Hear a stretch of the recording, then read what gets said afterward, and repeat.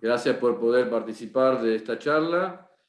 Bueno, soy Miguel Arutuñán, soy presidente de la Unión Industrial de Tigre y vicepresidente primero de la Cámara Argentino-Armenia de Industria y Comercio.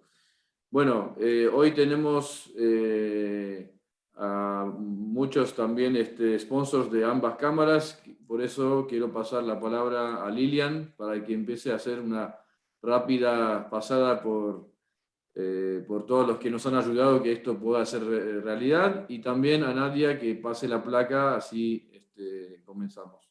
Muchas gracias. Bueno. Adelante, Lilian. Gracias, Miguel. Buenas tardes a todos. Yo voy a mencionar a los auspiciantes, que son los que hacen posible la realización de estos encuentros. Los auspiciantes platino, Sueño Fueguino S.A., desde hace 35 años dedicados a rescatar lo mejor de los argentinos, para expresarlo en cada uno de sus productos. La empresa se encuentra desde el año 81, instalada en la ciudad de Río Grande, en la provincia de Tierra del Fuego, abasteciendo calidad al mercado local y aumentando las exportaciones cada año. Sueño Fueguino S.A. fabrica ropa para vestir las camas con la última tecnología en equipos automatizados.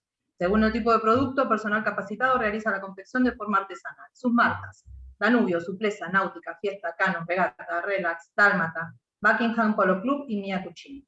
Rubica, inmobiliaria logística e industrial. Lidera el mercado inmobiliario industrial en fraccionamientos, desarrollo de parques, centros industriales y logísticos. Rubica es socia estratégica de sus clientes, brinda soluciones y se adapta a las nuevas exigencias. Ederflex S.A. lidera en sistemas de intercambio de calor, diseño, ingeniería y construcción de plantas llave en mano, para manejo de fluidos en industria de biotecnología, farmacéutica, alimenticia, cosmética y química. Posee filiales en México, Uruguay y Estados Unidos. Caratex S.A., empresa fundada en el año 55, es una de las empresas de textiles planos más grandes del país, ejemplo de integración en industria nacional. Su cadena de producción se desarrolla enteramente entre La Rioja y Cava. Cuenta con tecnología de última generación, con el objetivo de continuar posicionándose como líderes en innovación textil. Su producción de tejidos planos es amplia para acompañarte en lo que necesites, abarcando telas para uso industrial y del hogar.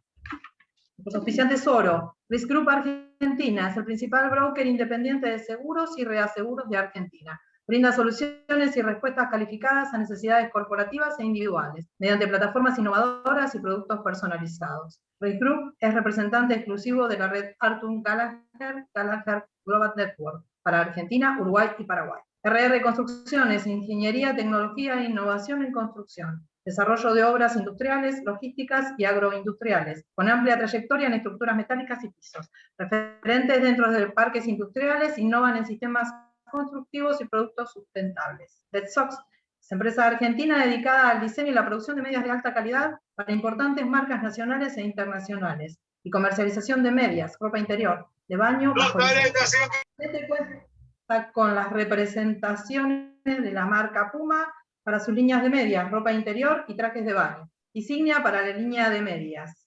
Ducen, comprometida con la calidad, precio y servicios en la producción de molienda y semillas y especies. Cuenta con plantas de elaboración propia en el partido de Tigre y en la provincia de Salta. Hipoití S.A., empresa familiar de altísima calidad en hilados. Su planta industrial se encuentra en la provincia de Corrientes. Cuenta con una capacidad de producción de 2.000 toneladas de hilado mensual, repartidas en hilado convencional, de open-end, de vortex y retorcidos. Hipoití genera empleo directo a más de 800 personas. Abastece a la Argentina y exporta a Brasil, España e Inglaterra. Forestaye, laboratorio de análisis clínico, medioambientales, análisis de alimentos, análisis genómicos, agropecuarios, banco de células madres y un servicio de investigación y desarrollo en biotecnología. Ofrece testeo por PCR para la prevención del COVID-19. Lentax, fabricantes de reductores y motorreductores de velocidad. Desarrollan su propio diseño de equipos bajo un sistema de control de patrones rigurosamente calibrados. Spirax Sarco es el proveedor mundial de soluciones de alta calidad para el control y uso eficiente del vapor y otros fluidos industriales. Su red global, de más de 1.300 profesionales distribuidos en 40 países, combinados con más de 100 años de experiencia en la ingeniería de vapor, proveen mejoras en el rendimiento de la planta y las metas ambientales. Nuestros auspiciantes corporativos: CM Consultores, un team liderado por Carlos Mardirosian, dedicado a la atención de personas y empresas en las áreas de planificación fiscal, administración de activos, servicios de family office, asesoramiento legal y representación de accionistas del exterior en directorios de sociedades locales. Avedis, productora de gases.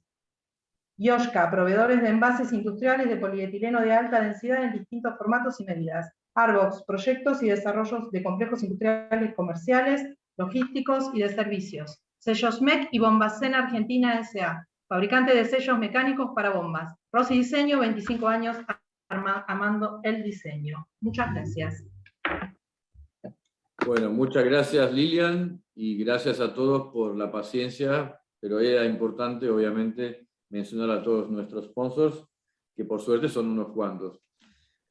Bueno, hoy tenemos el placer de tener como expositor a Gustavo Marangoni. Acordamos que lo vamos a presentar solamente como politólogo, por más que muchos ya lo conocemos y hace bastante tiempo. Gracias, Gustavo. Le voy a pasar la palabra al presidente de la Cámara Argentino-Armenia, a Ohanes Boyachan, para que formalmente le dé la palabra a Gustavo. Gracias. Ante todo, quiero agradecerte tu nueva presentación con nosotros, Gustavo, en este momento tan fantástico que estamos viviendo, todo tan claro, y como tu propuesta es la política y la economía de acá, las elecciones, por favor, danos el GPS que queremos ver a dónde pito vamos. Así que bueno, te doy la palabra, estamos todos ansiosos para ver qué decís. Gracias.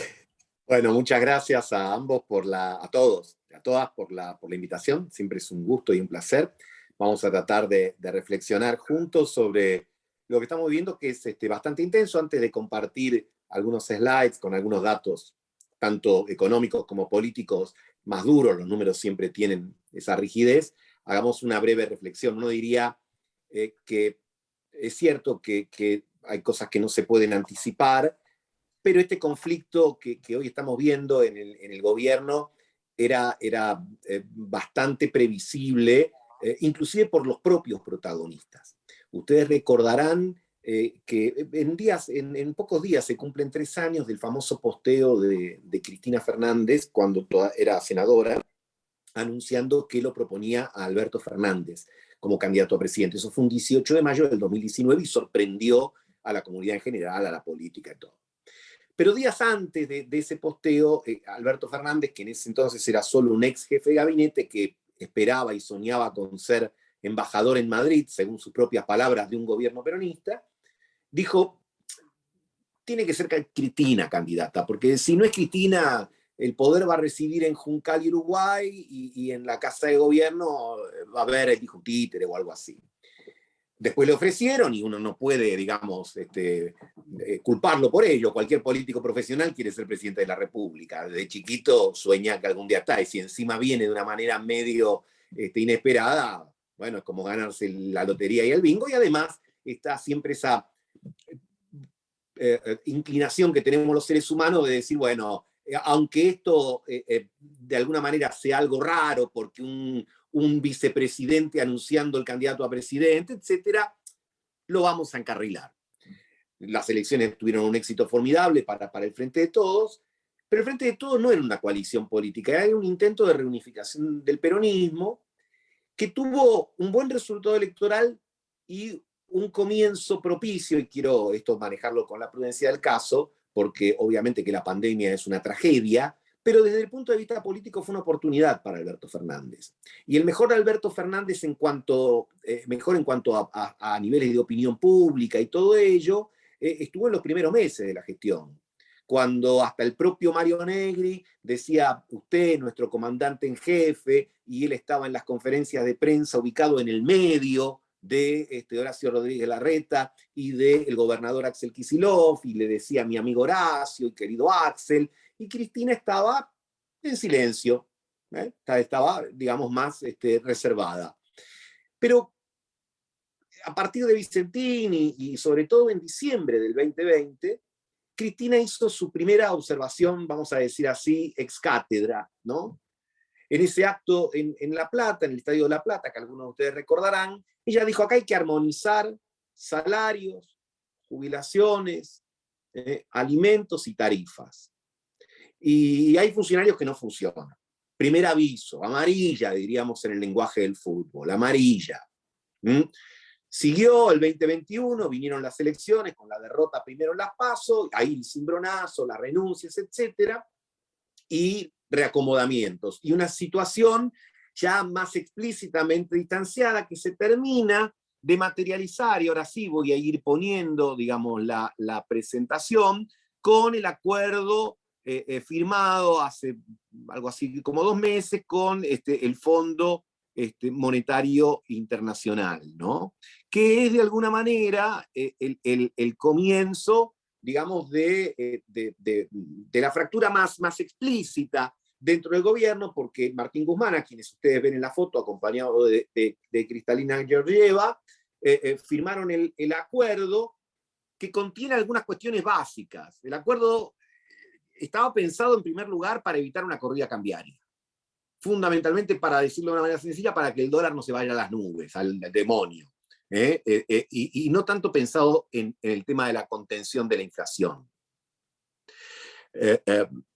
Y está sobre determinados supuestos muy concretos. El acuerdo dice, bueno, Argentina, yo te pateo los vencimientos para adelante, fortalezco tus reservas, te voy a dejar más o menos 5.000, 6.000 millones netos en el bolso, después de que hagamos ese pase de manos, que te doy la plata, me pagás la cuota, postergamos para dentro de 3 o 4 años, te doy para que robustezcas reservas que teníamos el tanque seco, con eso evitamos que haya idea de dólar de 250, de 300, etcétera. Y lo que voy a pedirte, porque obviamente que siempre hay pedidos al respecto, sobre todo cuando un gran acreedor le hace entre comillas, favor a un deudor, es decir, vos vas a tener que hacer algunas cosas. Vas a tener que reducir la emisión monetaria de 4 puntos del Producto Bruto a 1, vas a tener que ir a tasas de interés positivas, es decir, que los depósitos en pesos tengan un interés que supere a la inflación en el menor tiempo posible. Vas a tener que reducir subsidios a las tarifas, porque de los 3 puntos de déficit que tuviste el año pasado, 2.3 fueron subsidios a las tarifas de gas y de electricidad, y como ahora con el contexto de la guerra, el precio del gas internacional pasó de 8 primero a 40, 45, 50, ahora algunos buques estamos consiguiendo a 30, pero igual es mucho más plata la que se requiere, por lo tanto tenés que reducir subsidios. Además te vamos a monitorear trimestralmente.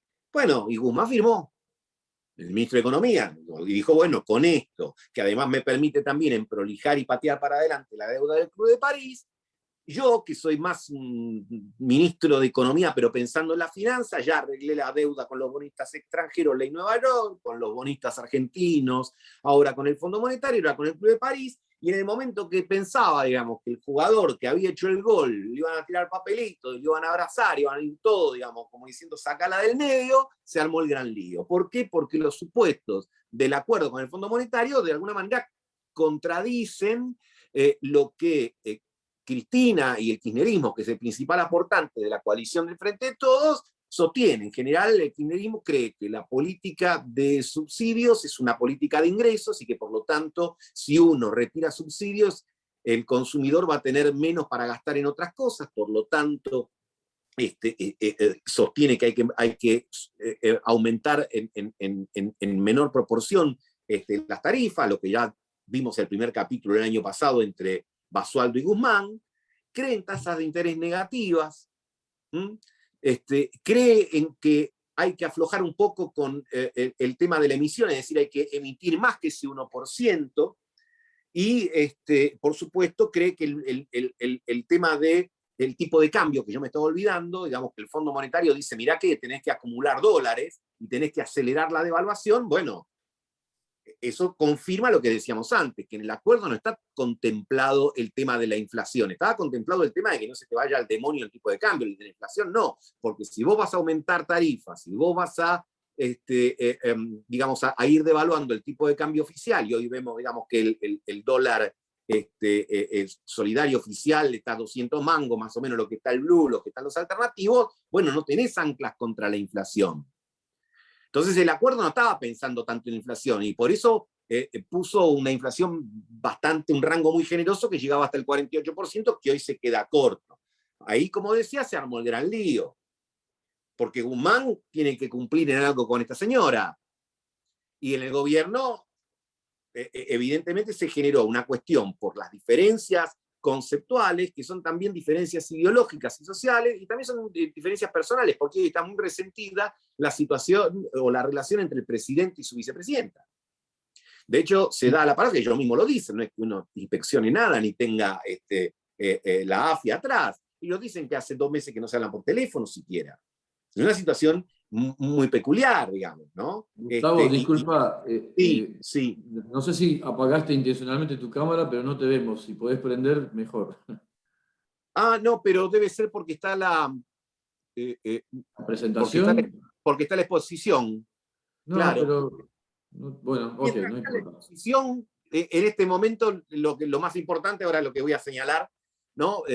Digamos, vamos a tratar de responder estas preguntas, pero le decía, en este momento la situación es crítica porque hay un sector del oficialismo que se referencia con la vicepresidenta que dice, en este sendero perdemos. Dice, y la verdad que perder las elecciones con la bandera del Fondo Monetario Internacional, bueno, encaremos por lo menos el intento de o perder con nuestra bandera o tratar de torcer este destino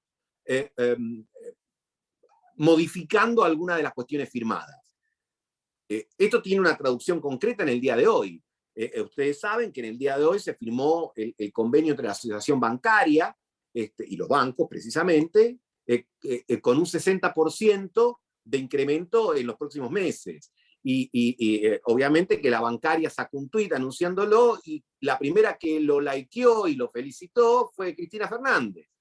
Y ahí hay todo un gesto, diciendo el famoso tema de que los salarios crezcan por arriba de la inflación, o el debate de la semana pasada entre el ministro de Trabajo, que decía que un buen salario es el que se puede pagar, y Recalde, un referente del kirchnerismo, que decía, no, el mejor salario es el que le gana por lejos a la inflación. Bueno, ahí hay 2 diferencias conceptuales muy importantes, muy importantes. Entonces, la pregunta es, y de alguna manera spoileo y me voy casi al final de mi charla, cuando termine mayo, ¿Martín Guzmán va a seguir siendo ministro?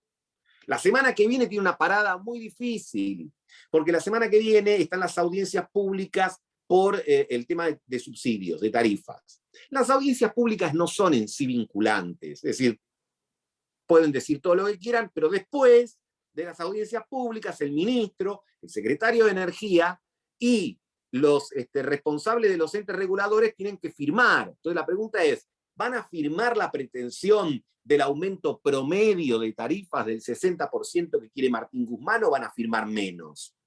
Y encima al día siguiente se conoce el índice de inflación de abril, que probablemente sea un poco más bajo que el de marzo, pero no mucho más bajo que el de marzo. O sea que la semana que viene es una semana de esas difíciles para un ministro de Economía.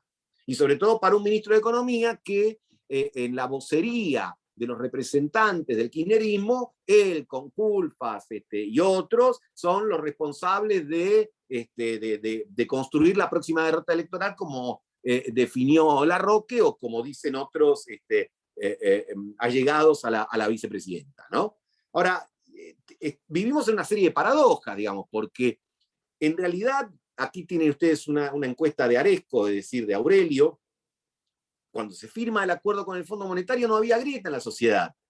Miren qué curioso, el 58% de los consultados de cada coalición política se manifiesta a favor del acuerdo con el Fondo Monetario. No porque probablemente crean que es una maravilla, pero creían que había que firmar, ¿no? Entonces, entre los votantes de Juntos por el Cambio y los votantes de Frente de Todos de 2019 hay una coincidencia absoluta respecto al acuerdo y al desacuerdo, casi. Es la columna del medio, 58 están de acuerdo en ambos casos, y el 28 y 29% en desacuerdo, digamos. Entonces,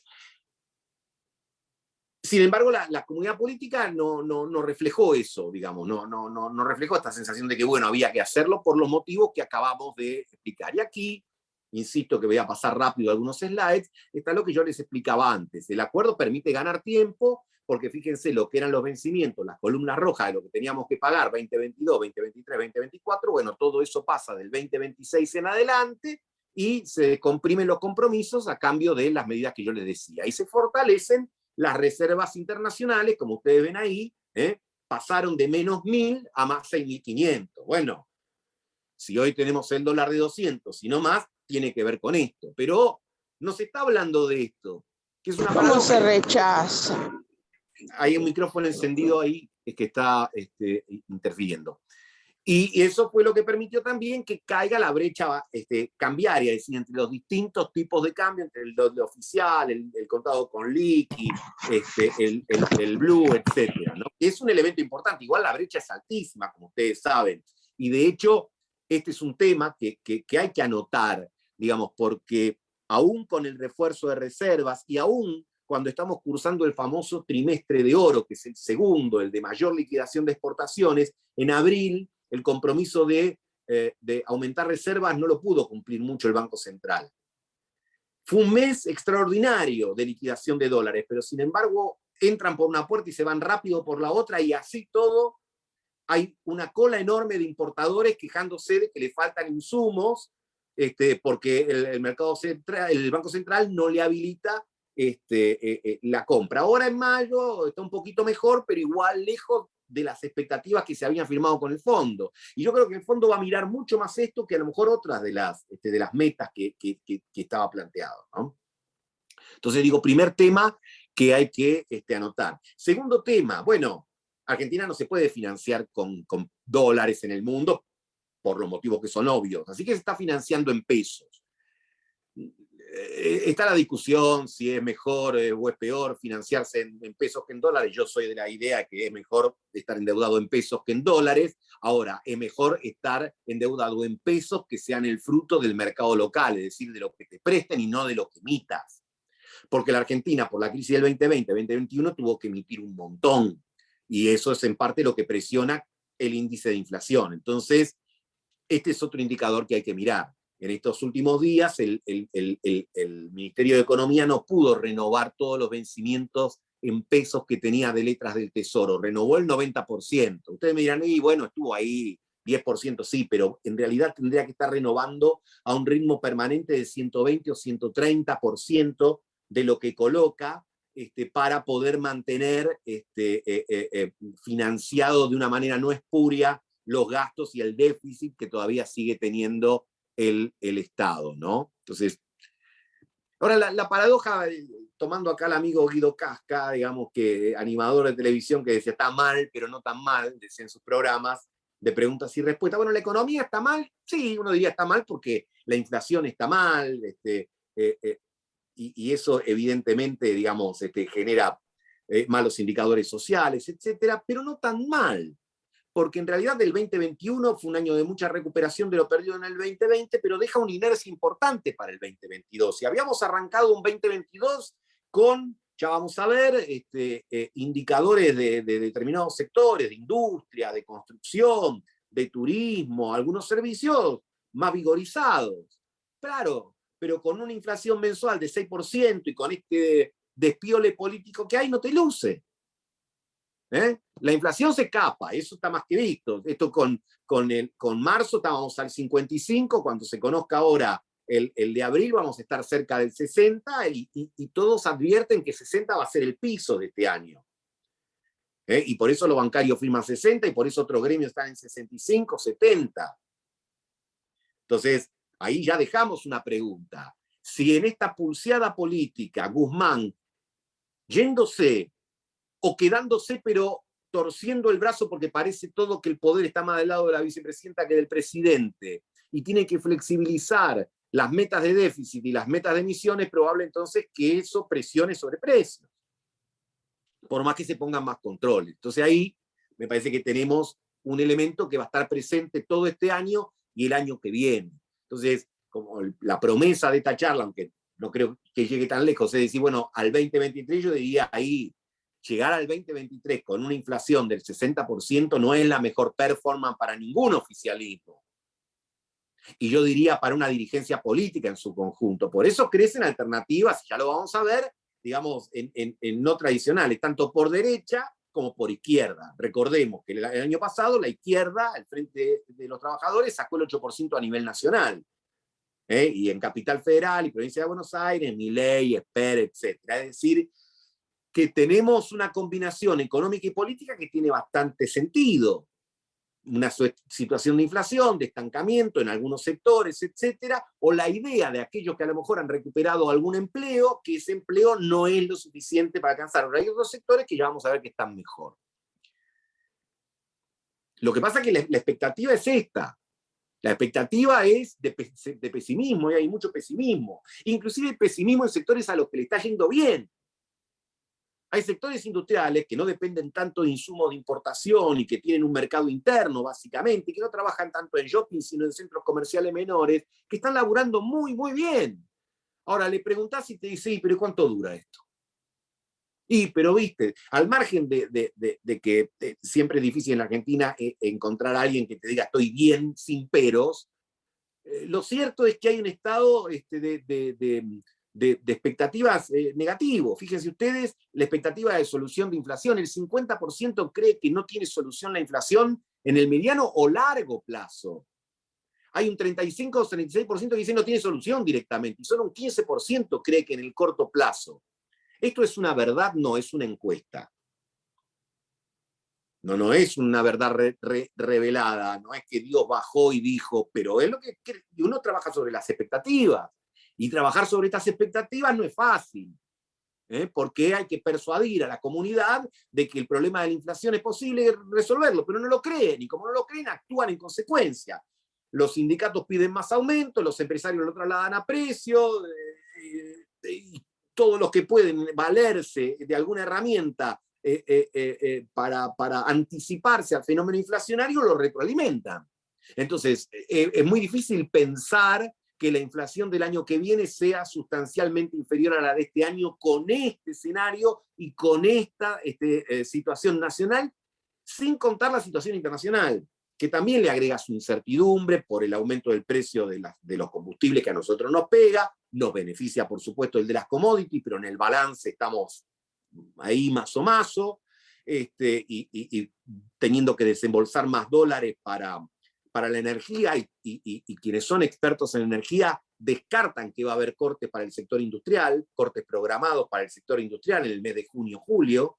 La idea, obviamente, del gobierno es evitar los domiciliarios, pero algunos tendrán que anticipar vacaciones o paradas de mantenimiento, etcétera, etcétera, y eso obviamente, ¿qué puede hacer? Puede hacer que aterrice el nivel de actividad económica. Yo les decía, el año pasado terminó no solo recuperando la pérdida de 9,9 del 2020, sino subiendo al 10,3, creo que fue, bueno, un poquito, pero este año tenía una inercia de crecimiento de 3-4 puntos.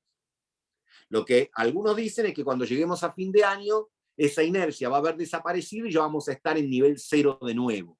Y algunos hasta son muy pesimistas y ven el año cerrado en un empate. Yo todavía lo veo con 2-3 puntos de crecimiento, pero hay otros que son más pesimistas y dicen, mirá, el arrastre se va a terminar de agotar en los próximos meses, a mediados de año, y a partir de allí la economía se va a estancar por imperio de esta inflación, que hoy todavía tiene un elemento virtuoso en el sentido de que todos nos queremos sacar los pesos de encima, entonces consumimos, y uno ve que hay un sector que puede y usa los viajes o la gastronomía o indumentaria, etcétera, pero que eso más temprano que tarde va a terminar, digamos, empastándose y volviendo la economía a una situación de crecimiento cero, ¿no?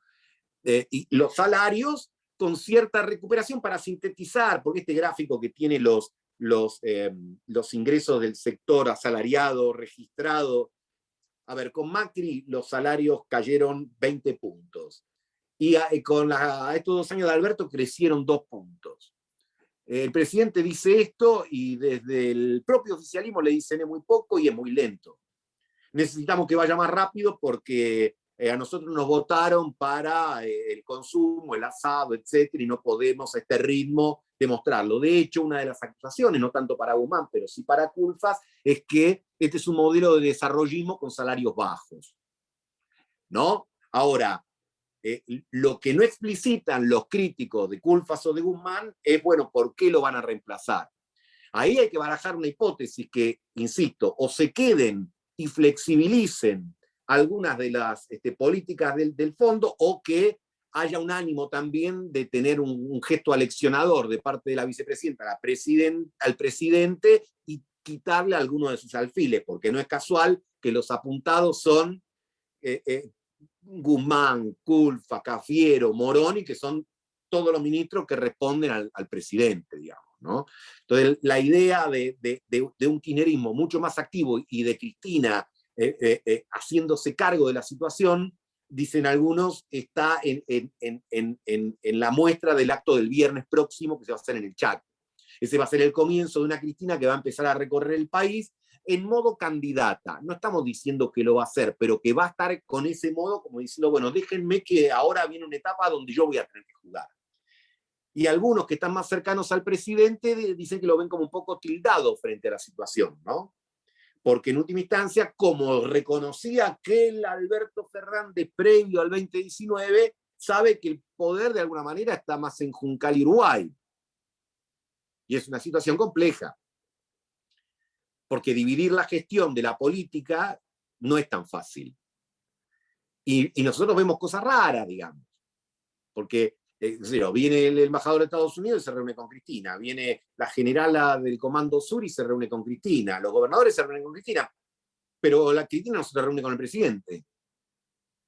Entonces eso genera una situación de incertidumbre política que por supuesto afecta fundamentalmente al oficialismo, pero también se tiñe a otros sectores de la opinión pública, ¿no? Bueno, esto, después la exposición se las mando para que las tengan, no me quiero detener y quiero ir finalizando con algunos indicadores de lo que dicen los argentinos, ¿no? Por eso le pongo el de Cine Argentino Dicen, como el programa de Barassi, que además el conductor siempre agrega un raro, ¿no? Un raro. Entonces, ¿qué vemos en las distintas encuestas de opinión? Bueno, pesimismo. Casi el 70% de los argentinos dice el país va en la dirección incorrecta.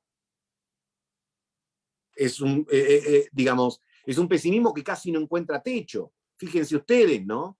Lo que yo les señalaba. Al principio de la pandemia, el presidente aprobaba holgadamente y ahora desaprueba holgadamente. Y el pesimismo crece. Está como esa idea de que, como yo les decía, a los que le va mal porque le va mal y a los que le va bien porque no creen que le vaya muy bien mucho más tiempo, digamos. Y el futuro está cargado de incertidumbre, sobre todo en los más jóvenes y en las generaciones intermedias, que como ustedes ven en los gráficos de izquierda a derecha, que va por edades, bueno, la generación Z famosa, o la I, digamos, los más jóvenes, que tienen entre 18 y 38 años, son los más pesimistas. Entonces, está la idea de que vamos a perder 10 años más. ¿Y esto cómo se cambia? Bueno, algunos dicen que hay que esperar al año que viene para cambiar esto. Una elección, un cambio de expectativas, quizás se pueda dar por la elección.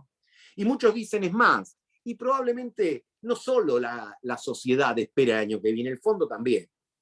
Y el fondo, cuando vea que Argentina no cumple del todo los deberes, mire para el costado y diga, vamos a esperar al gobierno que viene, a ver si con el gobierno que viene podemos tener alguna, sea de este signo, sea de otro signo, pero sea alguien que venga con el ánimo de meter un poco la cosa más a fondo, ¿no? Porque en realidad, esto es una opinión por supuesto, pero creo que el fondo fue bastante magnánimo con las condiciones que le puso a la Argentina. Y creo que es magnánimo porque quiere patear la pelota también, porque es somos como ese cliente que siempre trae problemas, que me arruina los números que tengo en la mora, si fuese un banco privado, y digo, bueno, lo pateo y supuestamente lo tengo en situación regular, lo saco del veraz, pero no estamos fuera del veraz, porque cuando vemos el riesgo país de 1.800 puntos, lo que eso delata es que el mundo financiero cree que la Argentina sigue al paso del default, porque en 2025 o 2026 no hay una perspectiva de que podamos volver a los mercados internacionales para refinanciar las deudas que pateamos el año pasado, o el anteaño. Las consecuencias de esto que algunos llaman el pimpinelismo de Estado, es decir, esta situación de como Lucía y Joaquín Galán a la vista cantarse me engañaste y me mentiste, impacta sobre la gestión del presidente, que está en sus niveles más bajos. Está en sus niveles más bajos de desaprobación. Es el momento más difícil del presidente y esto no involucra las últimas 2 semanas. Seguramente que en esas últimas 2 semanas algún puntito adicional habrá caído. Entonces la pregunta es si después de esta situación de crisis hay un borrón y cuenta nueva del oficialismo o ya queda un presidente, digamos, muy, muy debilitado con una vicepresidenta haciéndose cargo de la situación y digamos, una suerte de radicalización política de aquellos que van a ver en el avance del kirchnerismo o una oportunidad o la posibilidad de hacer una fuerte crítica para tratar de anclar en un público que en un 60 o en un 65%, igual que con la figura de Alberto Fernández, desaprueba la figura de la vicepresidenta. Y tanto es el malestar que cuando uno estresa a la sociedad y le dice, che, la inflación es culpa de quién, la primera respuesta a la que ustedes ven en esa línea horizontal, pero cuando le ponen, bueno, pero si tenés que definir Macri o Alberto Fernández, se termina comiendo todo el garrón a Alberto Fernández. Entonces, digo, la situación de la opinión pública es esta, que puede cambiar, por supuesto, porque la opinión por naturaleza es voluble, es, como dirían los griegos, es doxa, no es episteme, no es conocimiento, pero tiene que haber elementos que ayuden a cambiarlo. Y culmino, digamos, mostrándole esta situación de la preocupación por la situación económica que confirma de alguna manera el malestar reinante. Entonces, insisto, yo después les envío la exposición para que ustedes tengan los números, tanto los de opinión pública como los de la economía, pero creo que digamos, en materia de inflación este año está recontra rifado, es muy difícil parar esta inercia, porque cada vez que, es decir, los argentinos estamos muy formateados por la inflación. Si vemos que hay un gremio de aceiteros que firmó por el 70%, no decimos, bueno, esa es la realidad de los aceiteros que pueden pagar 70 o 75 porque están exportando aceite de soja a montones. Todos queremos el 70%. Viene el jardinero y te aplica el 70%. Viene el empleado textil y te pide el 70%. ¿Por qué? Porque el otro tuvo 70%. Entonces, eso es la inercia inflacionaria, que es muy difícil pararla sin un shock. Digamos, me parece que, pero para tener la posibilidad de hacer ese shock, hay que tener capital político, que justamente es lo que hoy no está presente. Para concluir y dar lugar a las preguntas o los comentarios, por supuesto, que ustedes quieran hacer, bueno, me parece que uno tiene que barajar. Yo siempre digo, yo no juego a adivinar el futuro, soy politólogo, no astrólogo, digamos, pero digo, uno puede contemplar el escenario para el año que viene de que a lo mejor el Frente de Todos no tenga la forma de Frente de Todos. Sí. Y que por cambio no tenga la forma de Frente de Todos. Porque los impactos en el oficialismo también, o mejor dicho, los movimientos del oficialismo también impactan sobre la oposición. Uno no puede tener la mirada estática. Si acá uno desaparece o apaga la cámara y se va, bueno, aparece otro en la cámara. Y el movimiento de la realidad es parecido.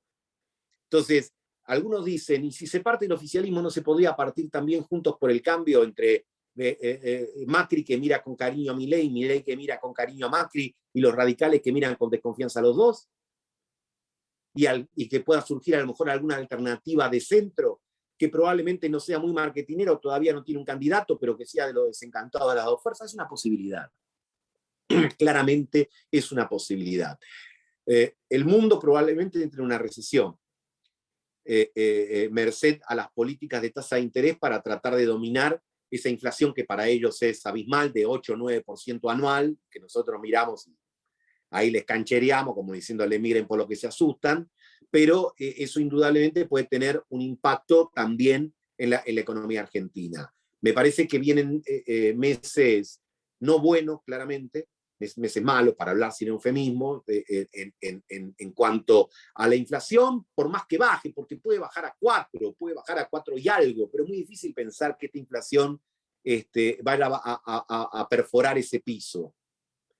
Y podrás poner controles y precios vigilados, controlados, etcétera, pero si además encima flexibilizás el tema de emisión y todo eso, es muy difícil que no se te corra precios y que eso no termine impactando de alguna manera en los niveles de actividad, que en algunos aspectos todavía sigue siendo bastante saludable y que se ve en el índice de recaudación, etcétera. Pero es difícil ser optimista en el corto plazo. Y para el 2023, obviamente que se abren muchas más preguntas que respuestas, pero yo diría la posibilidad de que esta fragmentación que no se termina de formalizar bueno, se formalice y haya como un reacomodamiento de las coaliciones que a la hora de votar nos presenten ahora sociedades diferentes, ¿no? Entonces, si les parece, dejo acá y quedo a disposición de lo que ustedes quieran. Bueno, muchas gracias, Gustavo, muy claro. Vamos a hacer las preguntas en el mismo orden que vos empezaste la charla. Acá Gabriel nos pregunta, ¿y si Cristina estuviera esperando que sea Guzmán el que sincere las tarifas y variables para su embestida final, iría hasta las elecciones sin tocar nada, enarbolando la bandera del ajuste del FMI? ¿Qué le parece? No lo creo, porque en realidad no fue solamente fulbito para la tribuna, es decir, los responsables del área energética, todas las trabas que han podido las han puesto para tratar de evitar el aumento. Fíjense que hace tanto Gregre para decir Gregorio, ¿no? Digo, estamos con el tema del mapa, de quiénes van a pagar más, menos. Es decir, tenemos en ese sentido, los argentinos tienen una distorsión muy particular. Estamos viendo a quién le sacamos los subsidios. Es decir, en el ámbito del AMBA se lo dimos a todos y ahora vemos a quién se lo sacamos, cuando en realidad la lógica debería ser distinta. Dárselo a quien le corresponde, es decir, subsidiar la demanda y no la oferta. Pero bueno, no hay clima político para cambiar esto. Y me parece que justamente lo que Cristina en todo caso podría acceder a que Guzmán se quede aceptando estas condiciones de no aumentar tanto las tarifas ni aumentar tanto la devaluación.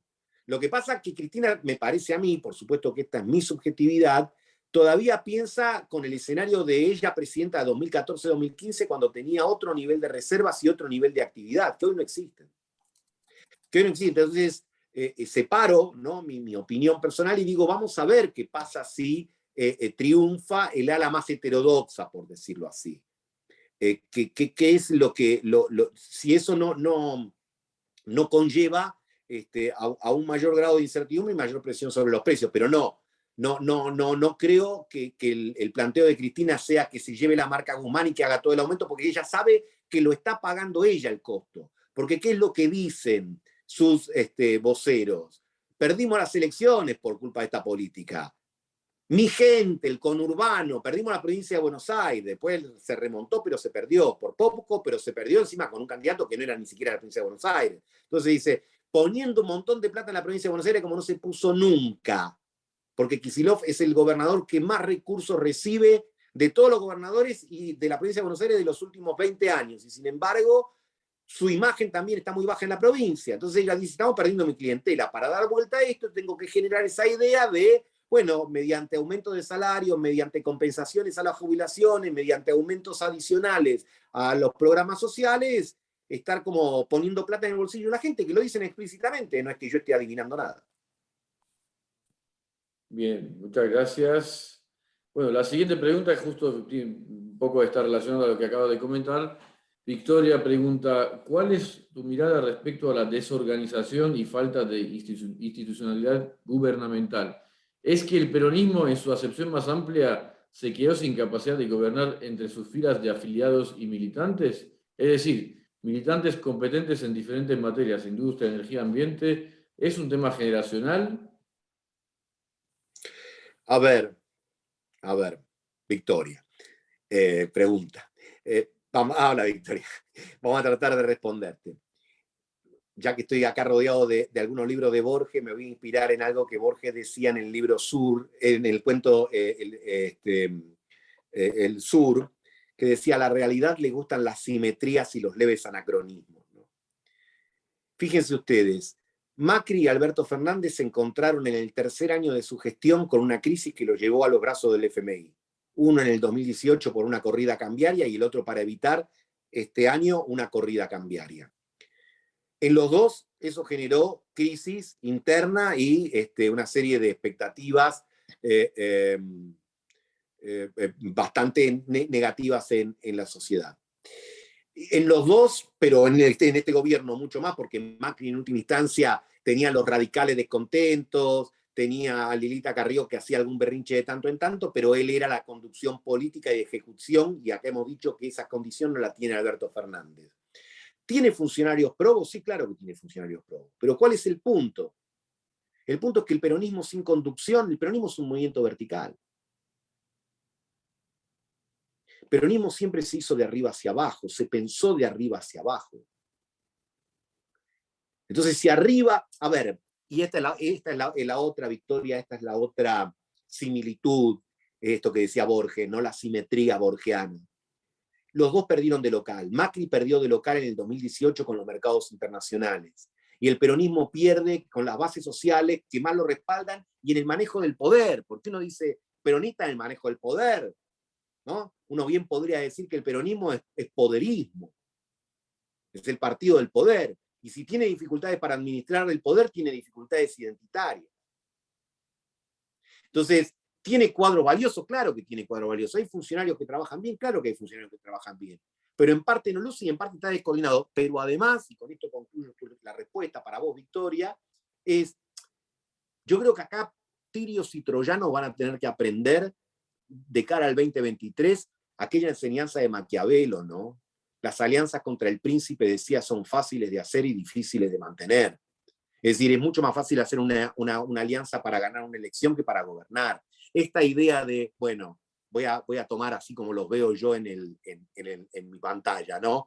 Yo soy el ministro, yo soy el presidente, entonces digo, Victoria va a ser la ministra de Industria, viceministro de Industria va a ser Carlos, el subsecretario va a ser Miguel, y yo voy armando, porque digo, hay que contener al sector tal y hay que contener al otro sector. Entonces después pasa que lo de Basualdo el año pasado, que su autoridad máxima le dice, tenés que aumentar, y dice, no, entonces le digo a Cristina, va Culfas y dice, los precios, tal cosa, viene Feletti y dice, no, y bueno, y así no se puede.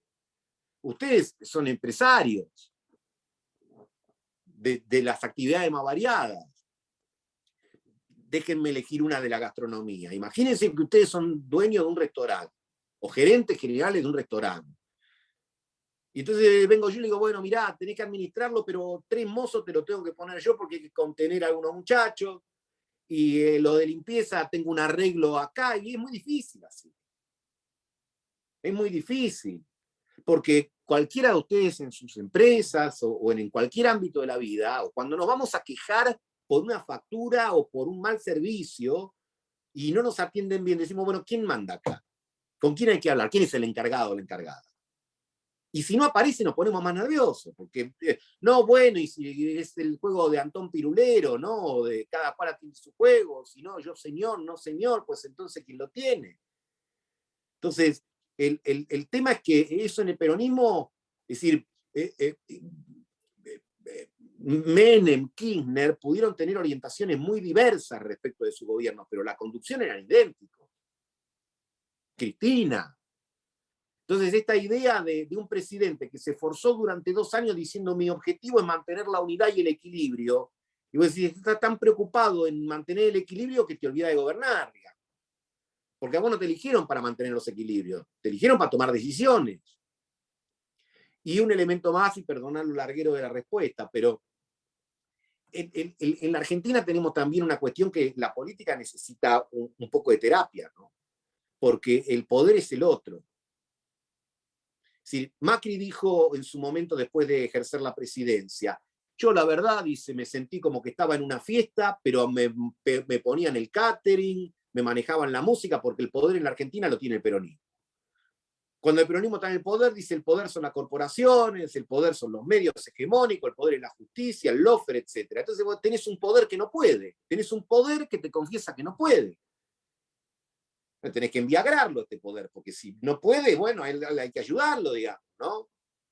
Porque si no, ¿qué haces? Perdón el ejemplo, era para hacer la publicidad de Pfizer que auspicia este programa. Bueno, gracias, Gustavo. Bueno, igual sabemos que muchas veces nos pasa también en las empresas con esto de la excusa para justificar que no pudieron, ¿no? Pero bueno. Bueno. Acá tenemos a Carlos que le gusta hacer preguntas medio apocalípticas, así que prepárate. Vamos. Dice que hay posibilidad de un estallido social tipo 2001. No creo que Cristina se quiera hacer cargo de ese escenario. ¿Tendremos otra vez 5 presidentes en una semana hasta que el oficialismo y la oposición les dé un ataque de responsabilidad y asuman? Yo no lo veo, quizás debe ser que porque no lo quiero ver, pero me parece que tenemos sí una crisis de gobierno, no necesariamente una crisis institucional, de una manera medio misteriosa, ¿no? Porque yo creo que es más la fuerza de la sociedad que está haciendo para contener este mal humor o este escepticismo, etc. No lo veo. De todas maneras, ¿cuántos especialistas nos hemos comido un montón de cosas, ¿no? Que no veíamos, decíamos, está todo obvio, y de repente, te aparece la realidad. Y sí, la verdad que vuelvo a insistir en lo mismo. A mí no me gustaría jactarme de decir, yo le voy a decir que ojalá yo supiese el futuro. Después cierro acá y me hago millonario, compro la camiseta de Maradona, digamos, pero lo que digo es, me parece que no sé si están las condiciones para eso. Ahora, me permito hacer un ejercicio, una reflexión dentro de lo que no me gusta y digo, es muy difícil no bancarse el remedio y no bancarse la enfermedad. Vos una de las dos cosas te tenés que bancar en la vida. Si estás enfermo o te duele la muela, para no ser tan trágico, tenés que ir al dentista. A mí cuando viene un amigo y me dice, uy, me duele la muela, me digo, anda al dentista. No, no me gusta ir al dentista. Bueno, entonces no me hinche más. Tomate algo, no me jodas más, digamos. Y si no, anda al dentista, que es lo que tenés que hacer. ¿No? Nosotros no queremos ir al dentista y nos queremos curar, digamos. Entonces la pregunta es, ¿tendremos que estar un poco peor para estar mejor? Con todo mi corazón querría decir, ojalá que no sea necesario. No digo que estar peor signifique o represente alguna crisis o un colapso social, pero si no nos despertamos con el 60 o 70% de inflación para reconocer que tenemos que acomodar la cuestión de la estabilidad. Porque sí, el mundo tiene más inflación, eso es cierto, pero pasaron del 3 al 10. Nosotros ya estamos en el umbral del 60, y si alguien le dice 70, medio dicen, ¿te parece? Y bueno, y 70. Y lo tomamos con una naturalidad que madre mía. Entonces, de eso es lo primero que tenemos que tomar conciencia. Y bueno, y la verdad es que no va a bajar la inflación. Yo creo que acá, en esto también, planteo mi subjetividad. A mí esta idea de decir los salarios le tienen que ganar a la inflación no me gusta. A ver, sí, obvio, que a quién no le gusta decir que los salarios crezcan más que la inflación. Pero eso da por sentado que la inflación es una parte del paisaje que vos vas corriendo atrás compensando. ¿Qué estás esperando? ¿Que en algún momento los precios se cansen de crecer y entonces vos le ganes con el salario? No va a pasar eso. Ya lo vivimos en los 80. Nos sorprende que las cámaras empresarias sean tan generosas al firmar aumento de salario, porque después lo trasladan a precio. ¿Y qué van a hacer? Obvio, yo haría lo mismo, no es una crítica. Pero lo que digo, eso te lleva a una mayor inflación. Me cuesta pensar que la nominalidad de la economía no te lleve a una situación. Entonces digo, bueno, si a lo mejor nos vamos acercando y las 3 dígitos empiezan a estar más cerca, decimos, bueno, che, no jorobemos más, ¿no? Y tomemos algunas de las decisiones que hay que tomar. Pero bueno, eso requiere liderazgo. Y el liderazgo, Henry Ford decía algo muy interesante. A mí me gusta mucho citar eso de Henry Ford, ¿no? del creador de los autos. Él decía, si yo hubiese escuchado a mis clientes, tendría que haber construido caballos más ligeros. Y a veces no tenés que escuchar o leer las encuestas. Porque es lógico, a todos cuando nos preguntan qué querés, y yo quisiera laburar menos, ganar más, qué sé yo, ¿no? Digo, todos queremos todo. Bueno, pero en algún momento el líder es el que sabe y hacer política y conjugar esas expectativas, pero de repente hacer algunas cosas que hay que hacer. Gracias, Gustavo. Bueno, voy a pasar una pregunta de mi parte y le voy a sumar lo que recién escribió Jorge también, un poco más del lado de economía, ¿no?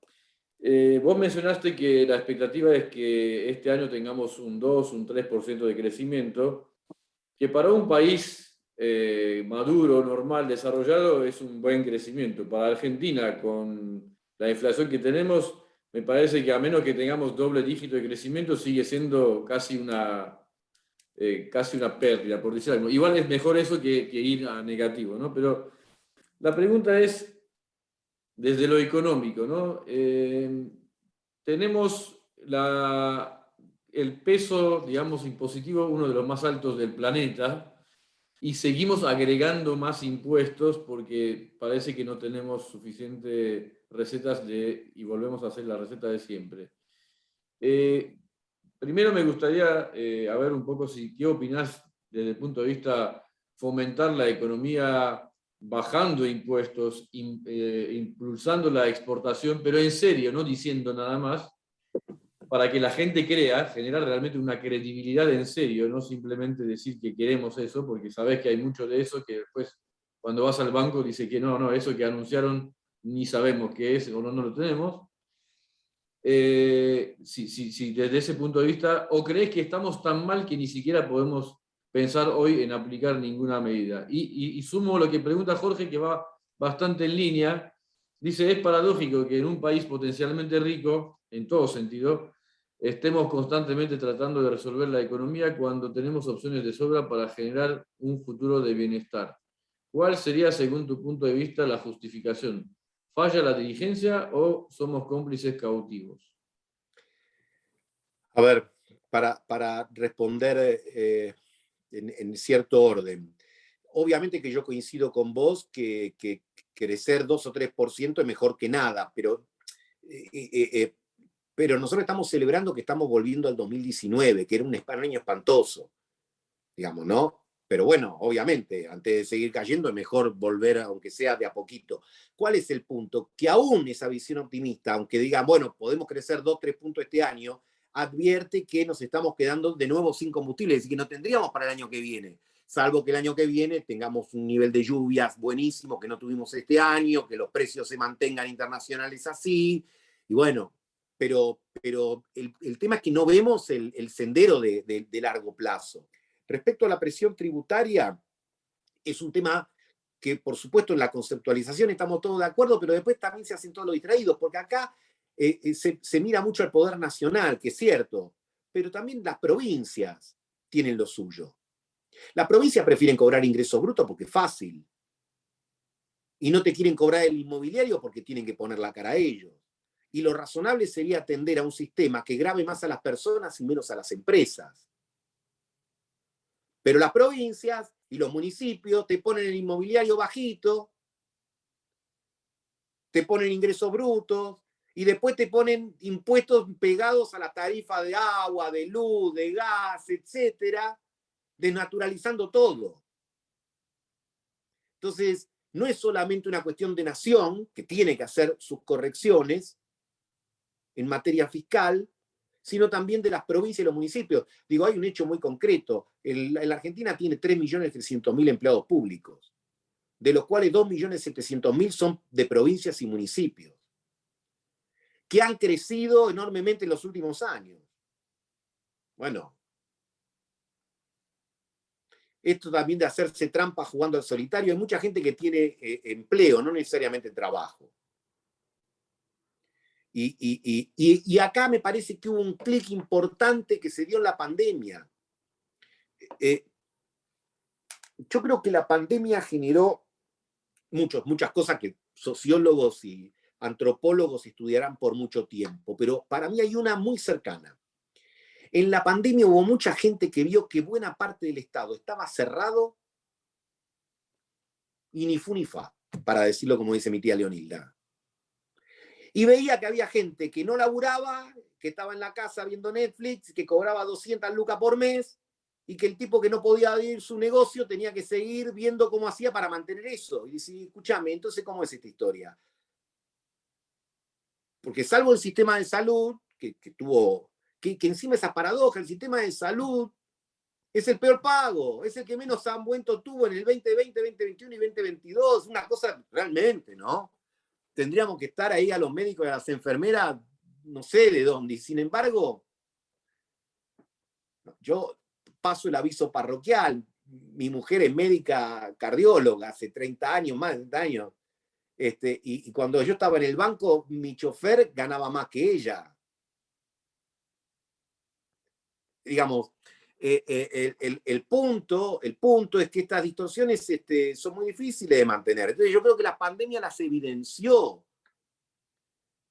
Y por eso también creo que hay cierto corrimiento a la derecha, por decirlo, a mí no me gusta manejar el término de izquierda y derecha, pero creo que hay cierto corrimiento a la derecha, digamos, a las ideas más liberales y en algún sentido también autoritarias, pero que dicen, bueno, loco, basta.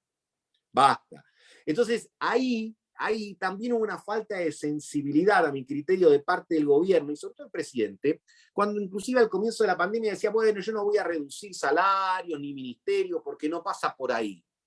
Yo sé que no pasa por ahí. Yo sé que si vos en vez de tener 20 ministerios tenés 10, no resolviste el déficit de la Argentina, ni siquiera en el 0,1%, pero gestualmente es importante. Porque mucha gente cuando crean la Secretaría de la Resiliencia en el ámbito del Ministerio de la Sandanga, te dicen, che, loco, pare. Entonces ahí me parece que hay también una falta de olfato político para darte cuenta que lo que para vos no es relevante, para otros sí puede serlo, sobre todo en un contexto de las restricciones y de los efectos post-pandemia. Genial, muchas gracias. Pasamos a la siguiente pregunta. Bueno, acá tenemos la pregunta de Miran, que un poco está también vinculado al tema más bien económico. Desde abril del 2018 estamos en una crisis económica macro, en el cual no tenemos crédito externo, crédito interno, no se puede emitir por riesgo a hiper, tampoco reservas en el Banco Central, y da la sensación de que ya esta vez no hay atajos. En el largo plazo, ¿podemos ser optimistas ya que vamos a tener que hacer los deberes porque no hay a quién ni a quién recurrir? Bueno, ojalá que sí. Yo creo que tenemos con qué. El Ministerio de Desarrollo Productivo sacó un informe que está muy bueno, nada más que está muy aburrido. Es una cosa, es un plomo. El que lo hizo se ve que lo hizo para que no lo leyeran, pero está muy bueno. Habla de 63 cadenas de valor en la Argentina. Yo voy a sintetizar en lo que sabemos todos. Complejo agroalimentario, no hace falta explicar mucho más. La minería, el litio, los combustibles, la pesca, los servicios vinculados a la tecnología. Ahora, a todas esas cadenas alimentarias le falta una coordinación macroeconómica, una estabilidad macroeconómica. Tienen un enorme potencial de generación de divisas. Es más, de hecho, nosotros este año vamos a estar exportando probablemente récord a nivel de la historia argentina, por efecto precio, más que por efecto cantidad. Pero cuando se termine el famoso gasoducto que nos permita no solo abastecer el consumo interno, sino también exportar, vamos a estar en condiciones de exportar gas. Y del litio, bueno, ni hablar. Ahora, nos falta articular ese mismo informe, que insisto, es muy interesante, tiene como 100 páginas, pero está detallado con mapas, datos, provincia por provincia, y es un trabajo muy interesante. Pero arranca con una cuestión conceptual complicada, porque empieza hablando las fallas del mercado, etc. Yo creo que hay, digamos, hay en muchos actores una suerte de desconfianza permanente respecto del sector privado. ¿No? Inclusive se habla de los empresarios, y vos decís, che, por lo menos decía algunos, ¿viste? ¿Qué sé yo? ¿No? Algunos. Para matizar. Porque si no está la idea de que yo creo que hay fallas de mercado, que el Estado, yo personalmente creo en un Estado que tiene que estar presente y regular. Ahora, de verdad. Y lo primero que tiene que regular es el valor de su propia moneda. Y lo que no podemos es seguir en esta situación, denunciar los problemas y no resolverlos, digamos. Porque, entre otras cosas, Cristina Kirchner dijo allá en octubre del 2020 algo que es cierto, que la Argentina tiene una economía bimonetaria. Dos monedas, el peso y el dólar, y está bien, ese es el problema. ¿Y qué hacemos con eso? Bueno, yo creo que hay que legalizar la circulación del dólar como moneda que tenga poder cancelatorio. No creo en la dolarización, me parece una fantasía absoluta la dolarización, porque para dolarizar necesitas dólares en el Banco Central, que no hay. y además traería otros inconvenientes que es aburrido comentar acá y todo. Pero hay una posibilidad de que gente que tiene el canuto en la Argentina, no como el blanqueo de Macri, que fue para que de los 120.000 millones de dólares se blanquearan 100.000 quedaran en el exterior. Hay que hacer un blanqueo para la gente que acá quiere comprar casa, maquinaria, que lo tiene acá y que lo tiene en la caja de seguridad, en el colchón, en el par de media, o escondido en una bombacha, y no lo puede blanquear porque no puede acreditar fiscalmente eso, pero hay que permitir que se usen. Porque eso tendría un efecto importante para vigorizar la reserva, digamos. Traería algunos convenientes, seguro, porque yo no quiero caer en el facilismo de pensar que hay una medida que, ya que cité a Borges una vez, lo hago dos, que es el Aleph, que es el punto que resuelve todo sin conflicto. No existe eso, no existe. Eso de que no, que es maravilloso porque se va a beneficiar el consumidor, esto, el otro, aquí, allá, voy a decir, che, ¿no? Contame la mala también. Y sí, digamos, qué sé yo, no sé si tiene sentido seguir invirtiendo enormes cantidades de recursos en yacimientos carboníferos fiscales. Que tiene 1.000 empleados y factura 15 millones de pesos. Yo tengo 3 y facturo más. Entonces, eso no puede ser. O una empresa de aerolíneas que todos queremos, por supuesto, pero que tiene un déficit operativo de 700 millones de dólares. No puede ser. ¿Hay que regalarla? No. Pero hay que pensar ahí un modelo de gestión. Y lo mismo con... Es decir, hay cosas que hay que ser prácticos. Yo fui a la costa el fin de semana de un mes atrás. Vengo por las 56, están todos los puestitos que venden miel, queso, esos que están al sol, que yo no compraría ni borracho, porque digo, están ahí, pero no importa. Hay como 40 puestos, 50 puestos de eso. Todos tienen un cartelito, todos, sin excepción, que dicen aceptamos Mercado Pago. Tenemos una empresa extraordinaria en la Argentina y en la región, y estamos peleados con esa empresa. Los grandes estados se asocian a sus grandes empresas. Cuando vienen los embajadores acá y se presentan, y yo he estado en muchas presentaciones de cartas credenciales, lo primero que tal, mucho gusto, un placer, Argentina, el tango, esto, el otro, y después te empiezan a hablar de las empresas de ellos, y a hacer lobby por las empresas de ellos, y a cuidar las empresas de ellos. Nosotros no tenemos esa mentalidad, en algunos casos por el defecto estatista, y en el otro caso por el defecto mercadista, que tampoco aprovecha esa situación. Digamos, en vez de estar peleando con los medios de comunicación, tendríamos que estar viendo cómo esos medios de comunicación le venden contenidos audiovisuales a América Latina y a Miami. Y gestionando el correo con Mercado Libre también. Y viendo aerolíneas en asociación con empresas brasileñas. Hay cosas que estamos muy mal. Permítanme. No puede ser que el presidente argentino no se haya encontrado con el presidente brasileño. Es una responsabilidad de los dos, ¿no? Porque Bolsonaro... Bueno, no voy a hablar de Bolsonaro. Pero digo, no puede ser. ¿Ustedes se les ocurre que en Europa el canciller alemán y el presidente de Francia no se hablen, no tengan contacto? Es nuestro principal socio. Bueno, no se habla el presidente con la vice, no hablamos con nuestro principal socio, no nos puede ir de todo bien, ¿no? Gracias, Gustavo. Me hiciste acordar el rol que tuvo, por ejemplo, una empresa como Rolls-Royce en Gran Bretaña o Mitsubishi en Japón en la época de guerra, que eran game changers que ayudaban al gobierno y el gobierno los ayudaba, se aliaban y generaban iniciativas, y acá estamos, como vos decís, peleándonos con los mejorcitos, ¿no? Pero bueno. Pregunta acá de Onik, dice, ¿no crees que si hubiera coordinación en los poderes se evitaría espantar a los inversores por las contradicciones que no dicen hacia dónde vamos? Por lo tanto, no se exporta y liquida lo que está producido. Sí, claro que sí. Ahora, hay cosas que hacemos bien y tendríamos que multiplicarlas. Digamos, el gremio de la construcción tiene una regla de juego con el sector empresarial que ha dado buenos resultados. Yo cuando hablo con mis clientes o cuando hablo con otras empresas, más que hablarme de las cargas previsionales, me hablan de las contingencias de los juicios laborales. Y sobre todo, cuanto más pequeña es la empresa que tiene 8 o 10 empleados, te dice, a mí me meten un juicio laboral, me sacan 3 palos, peso y quedé afuera de la cancha. Resolveme esa cuestión. Ahora, el gremio de la construcción lo pudo resolver y tiene un trabajo de alta estacionalidad. Los petroleros modificaron su convenio y permitieron la explosión de Vaca Muerta. Entonces es posible. Usted me dice, vamos a discutir la gran reforma laboral. No, yo te digo, vamos por sectores, vamos de a cacho, vamos a comer la ballena de afeta, porque toda junta no te la puedo comer.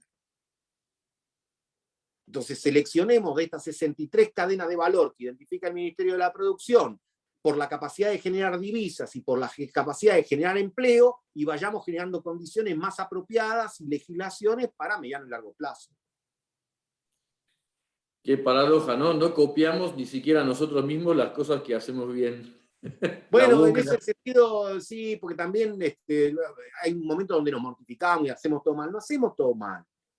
Es decir, si la Argentina está de pie, porque hay un montón de gente que le encuentra el agujero al mate, que se levanta todos los días y le encuentra la vuelta. A ver, cada uno de ustedes. Nosotros, es decir, uno camina todos los días 10 kilómetros con una mochila de 50 kilos. No te digo que te saquen la mochila, que te saquen 15 kilos de la mochila, ya te vas a sentir mucho mejor. Ahora hay gente que lo está haciendo, todos los días le encuentra una vuelta, con alta inflación, con falta de insumos, con esto, con el otro, bueno, igual. No conseguís la cubierta para el tractor, para la camioneta, ves cómo lo encontrás. Los argentinos tenemos un ingenio a toda prueba. Imagínense, por eso le va bien a los que migran. Porque ven la normalidad y los tipos se adaptan y corren un montón, son todos unos fenómenos. Porque imagínate, pasar una inflación del 60 a una del 5 y decir esto es una maravilla. Y el tipo...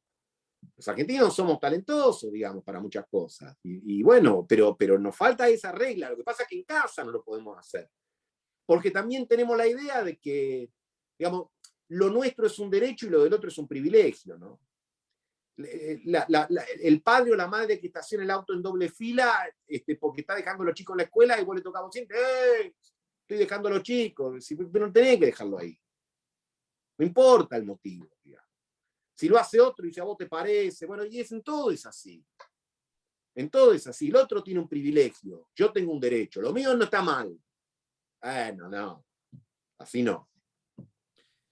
Tal cual. Bueno, Gustavo, una cosa que también justo me diste pie para preguntar, que tiene que ver con algo que todos sabemos, y me gustaría saber cuán grave ves lo que está sucediendo con este éxodo, fuga de cerebros, de capitales, de especialistas. Todos vemos que realmente hay una aceleración de eso, sobre todo en los jóvenes. ¿Qué pensás? ¿Qué puede producir esto y cómo podemos evitarlo, ¿no? Porque sinceramente es trágico. Mirá, en términos cuantitativos no es tan importante. En términos cualitativos, y perdón que lo planteé en este tema, sí, permítanme tomarnos a nosotros mismos como recursos humanos, que es un término polémico, pero no importa, recursos humanos. Yo digo, se te van recursos muy calificados en los que invertiste mucho en su educación, mucho en su, digamos, y recibís, que me parece muy bien, digamos, gente a la que tenés que educar, a la que tenés que curar, es decir, ahí te están dando un saldo muy negativo. Y además tenés este tema de muchas empresas que se radican en Uruguay o le encuentran esa vuelta. Bueno, eso es con un cambio de expectativas. Ahí es donde tenés que cambiar el tema de lo que vemos en las encuestas. Si vos pensás, a ver, es una cuestión que tiene cierta consistencia. Si vos pensás que todo va a estar mal los próximos 10 años, es como decía la canción de Serrat, toma tu mula, tu hembra y tu arreo y sigue el camino del pueblo hebreo, ¿no? Lo hicieron sus abuelos por los motivos a lo mejor más trágicos, de otra tierra, lo hicieron los míos cuando escapaban del hambre en Italia o en España. Y bueno, digamos, cuando uno no ve expectativa, dicen...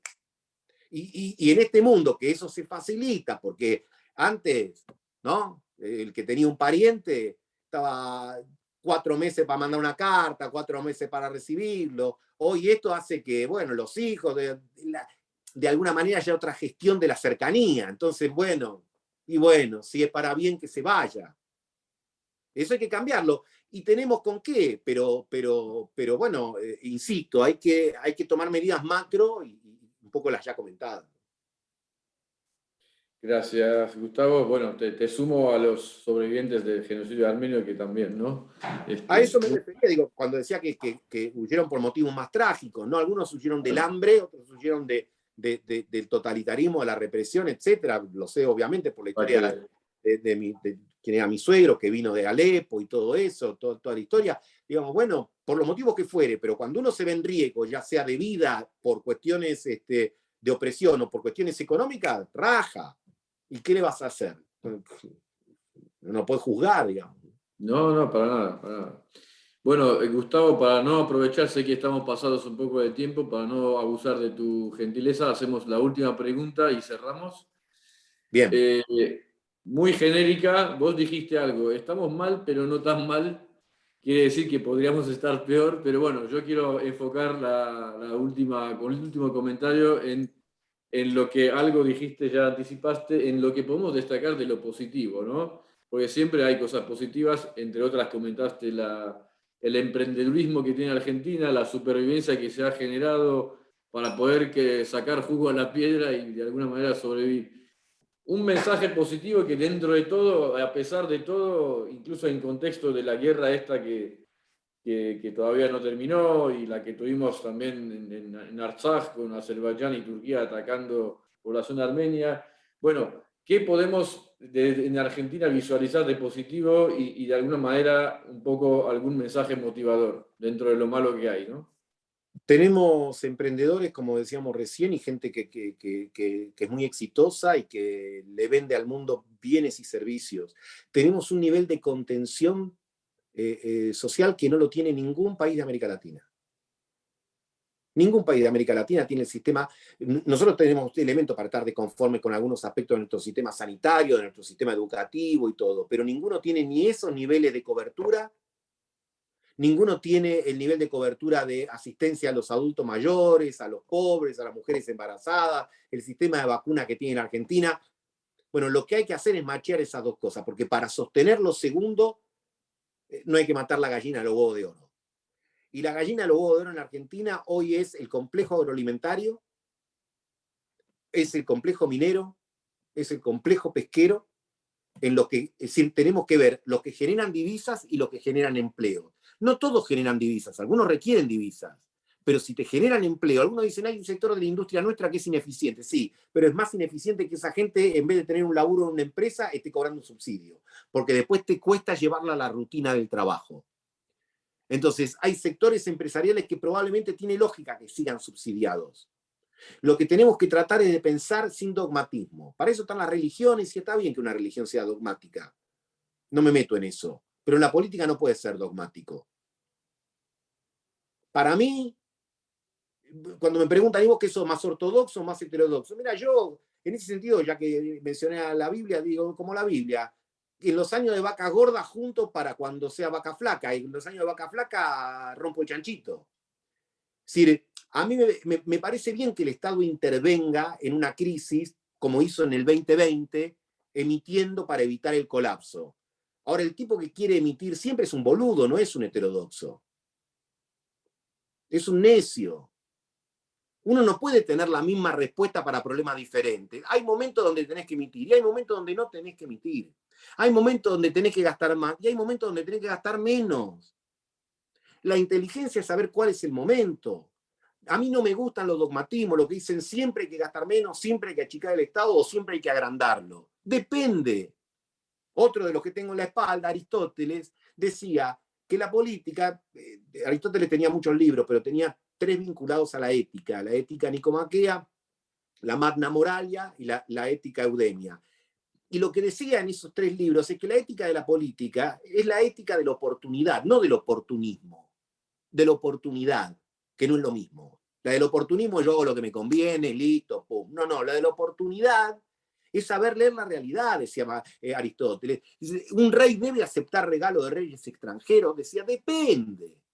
Si le conviene a la polis, los acepta, y si no, no. Si es para que el canuto del rey, no. Entonces digo, nosotros tenemos que pensar con esa flexibilidad. Sirve, es lo que decía Dan Xiaoping. Gato blanco, negro, caza ratones, eso es lo que vale. Y me voy a TN, que tengo un programa de televisión. Buenísimo. Bueno, Gustavo, muchísimas gracias. Antes de despedirte, hago una pequeña anuncio de que el próximo encuentro de este ciclo va a ser el día 10 de mayo con Augusto Darget y Claudio Suchovicki, Economía y Mercados en Tiempos Revueltos. Y agradecer a Lilian de la Cámara Armenia y a Nadia de Unión Industrial Tigre por organizar y a todos presentes. Nick, si querés decirle 2 palabras a Gustavo, así lo dejamos Sí, para que vaya a su entrevista. más de Gracias, 2. Gustavo. Estoy impresionado por la calidad de tu charla, siempre muy buena, pero hoy superaste todas. Me pareció fantástico, te agradezco un montón. Realmente me encantaría que algún funcionario te escuche, porque nos vendría muy, muy bien. Muchísimas gracias. Muchas Gracias gracias, a todas y a todos. A Gracias. disposición siempre, un placer. Gracias. Que te escuchen aunque sea a través de TN, Gustavo. No, le vamos a contar a alguno que vea esto. Gracias. Muchísimas gracias. Abrazo. Chao, chao. Gracias a todos. Cuídense. Abrazos.